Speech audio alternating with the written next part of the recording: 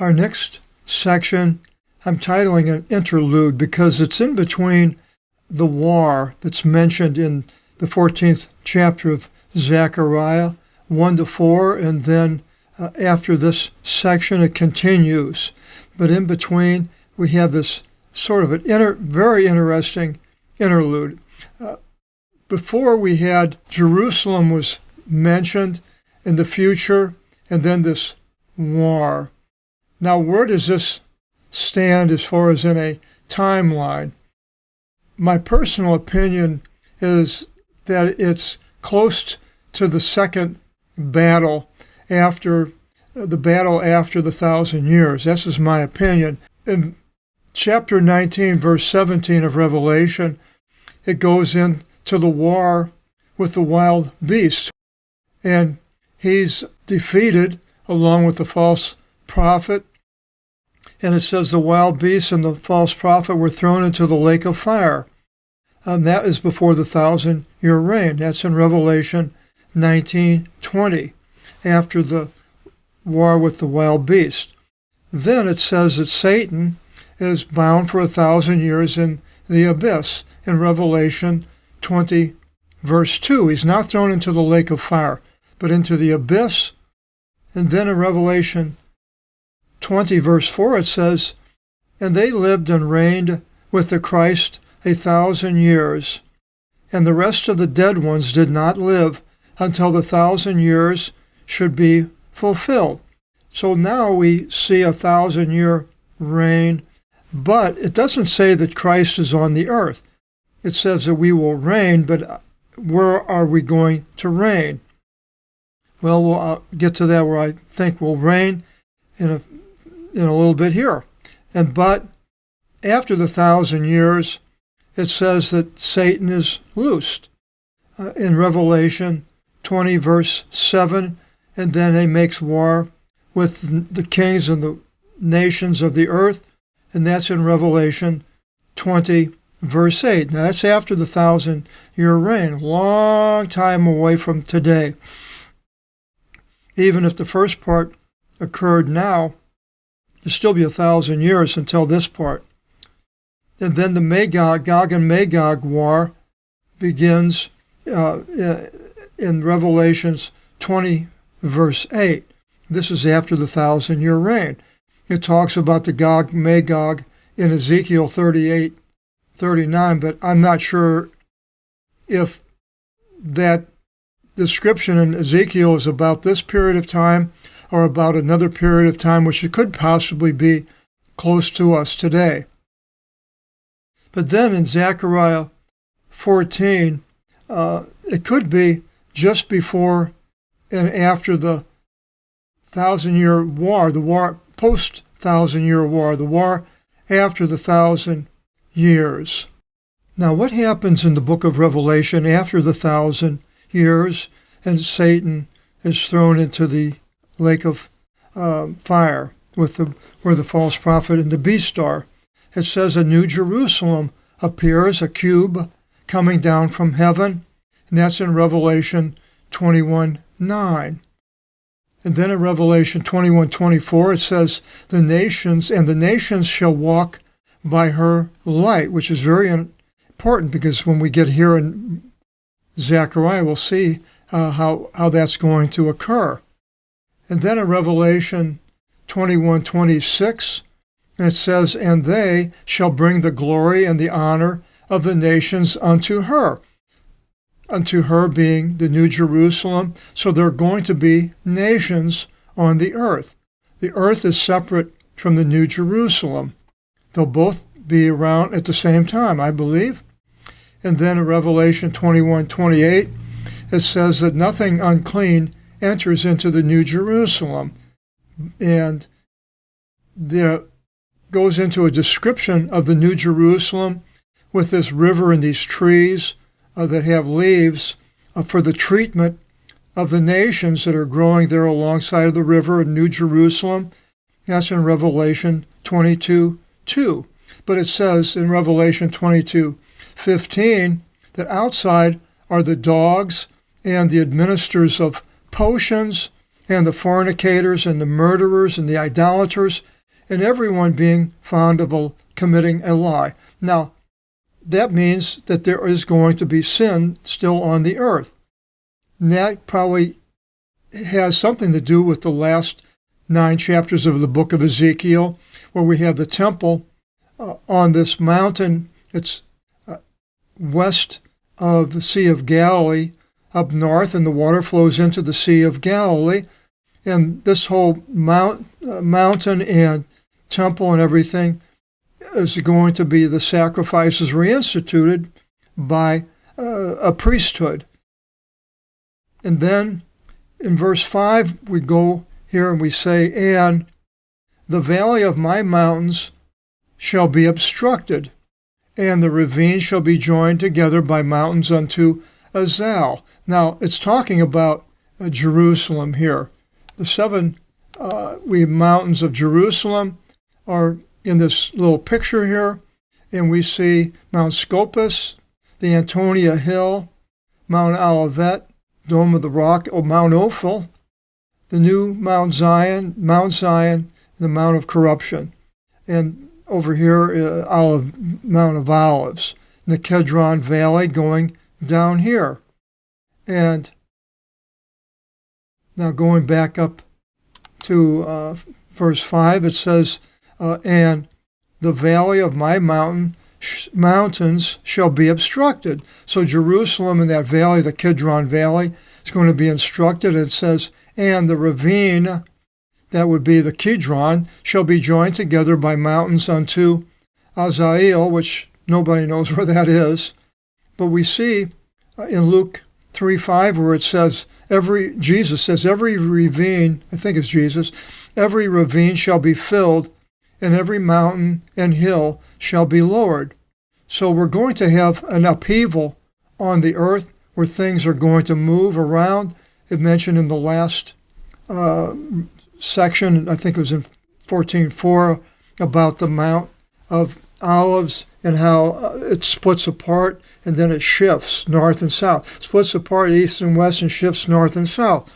All this is going to be happening.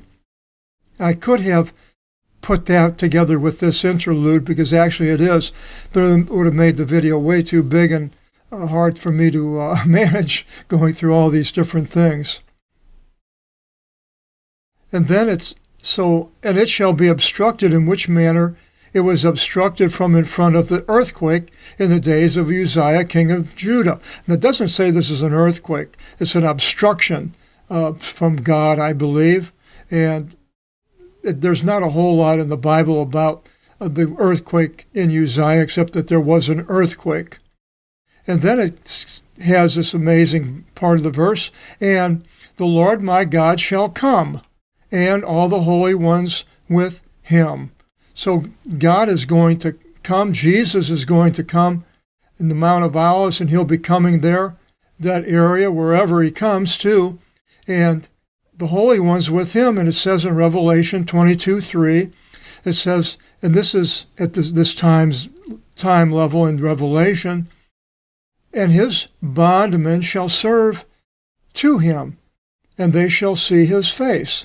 So all the people, I believe, are us, the believers with Jesus, are going to be coming back with him, and for whatever reason. In verse 6 it continues, and it will be in that day there shall not be light. So a day, specific day, it's going to happen, and there shall not be light, but chilliness and ice. So no light, that causes chilliness and ice. But we'll see, I think, what causes this in here a little bit. And it shall be one day, and that day shall be known to the Lord. So the Lord knows that day. And neither day nor night, and towards evening it shall be light. So during the day,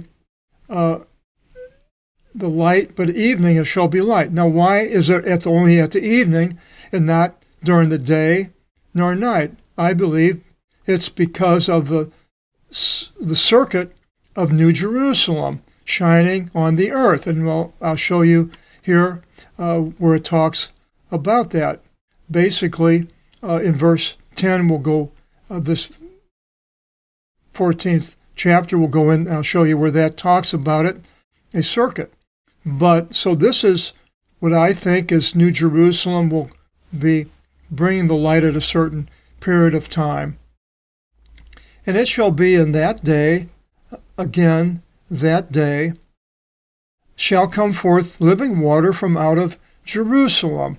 So this living water from Jerusalem, the half of it unto the foremost sea, which is probably the Mediterranean, and the half of it into the latter sea, and that could be the Sea of Galilee, or the Sea of Salts, also the Sea of the Dead Sea, the Sea of the Wilderness.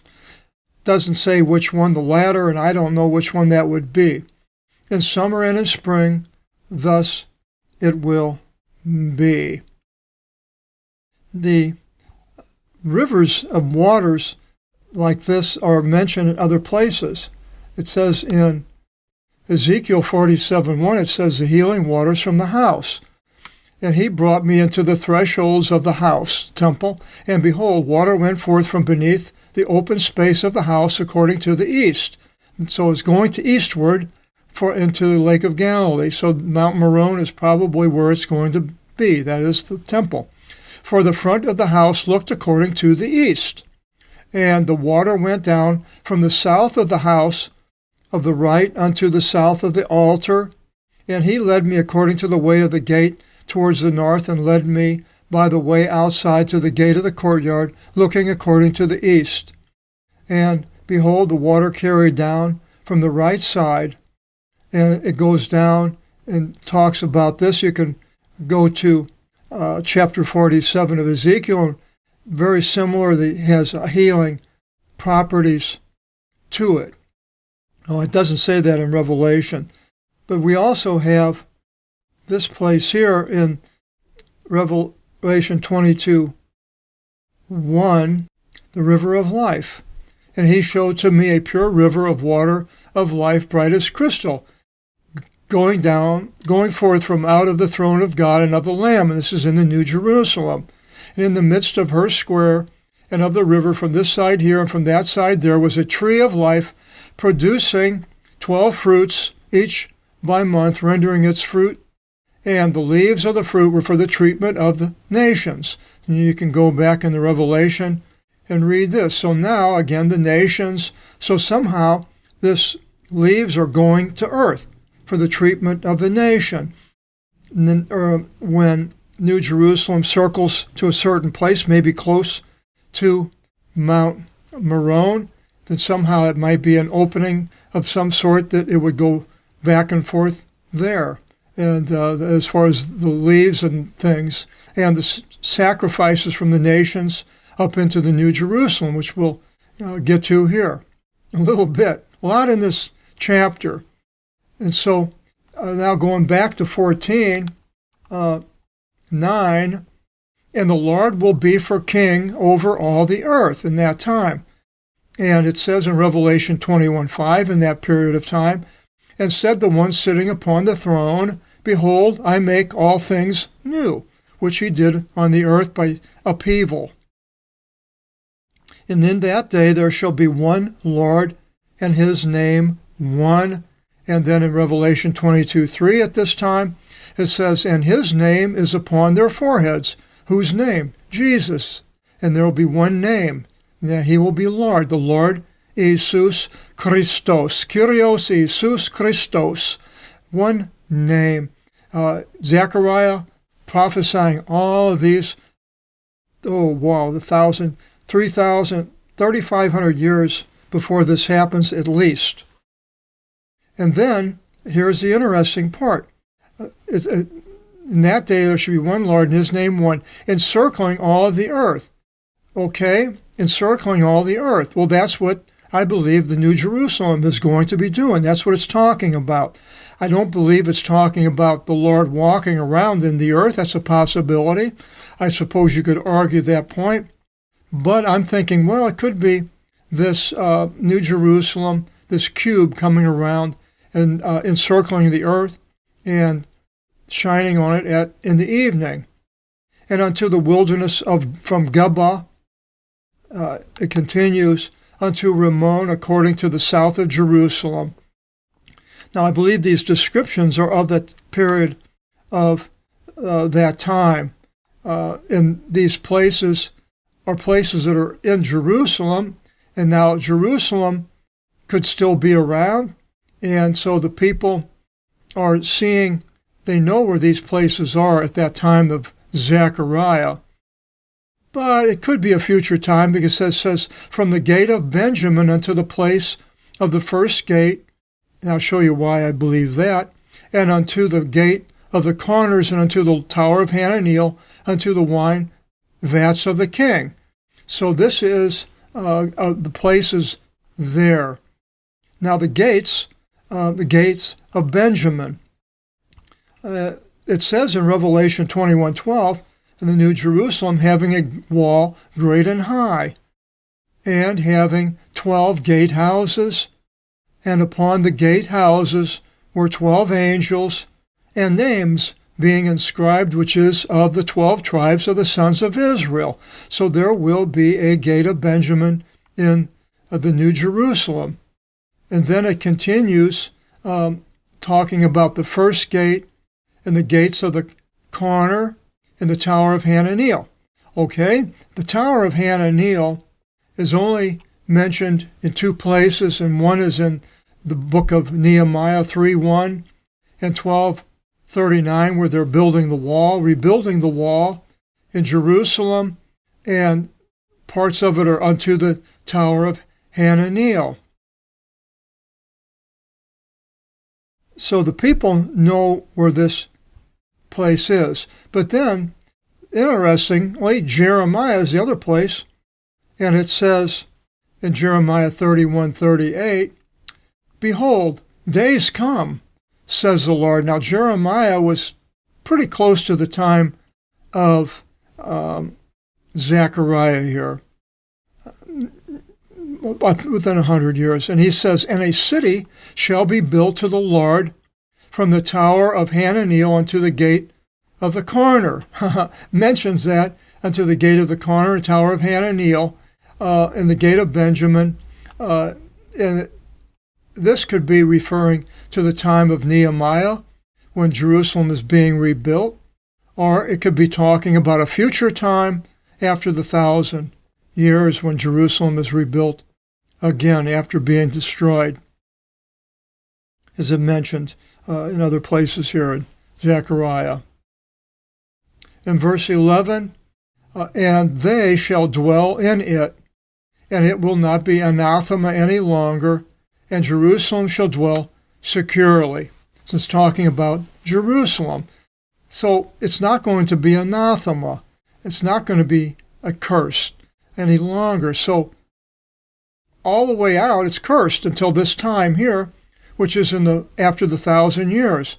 Now, why is it cursed during all this period of time? And it's been under a curse since the time, I believe, of Jesus. Jesus came to deliver Jerusalem. Jerusalem, Jerusalem. He wanted to protect it as a hen protects its nestlings, but they wanted not. Not only that, at the crucifixion, after Pilate washing his hands in the blood of Christ, it says in Matthew 27:25, in responding, all the people said, his blood be upon us and upon our children. So the curse was put on by the Jews themselves, their forefathers, still there today, and I believe it's going to go all the way out until after the 1,000 years. The 1,000-year reign could possibly have to do with the last 9 chapters of Ezekiel during that period of time, and that wouldn't be Jerusalem, but then Jerusalem could be rebuilt, and then after the 1,000 years, there'll be a war, and then Jerusalem could come through it, and then all these things we mentioned will be taking place. That's how I see it. Next comes, it's going to be called war, in parentheses, continued, and it's actually goes back up to verse 3 is where the war, verses 2 and 3 are where the war started, and they'll end in 12, I believe, till the end of the chapter 14. Hope you join us, continue with this interesting saga of a time in the far future, but very interesting. And people in the far future may be reading these or watching these videos, seeing the Apostolic Bible, and maybe they haven't had a Bible for thousands of years or long, long time. And all of a sudden they'll see these things, what is talking about them.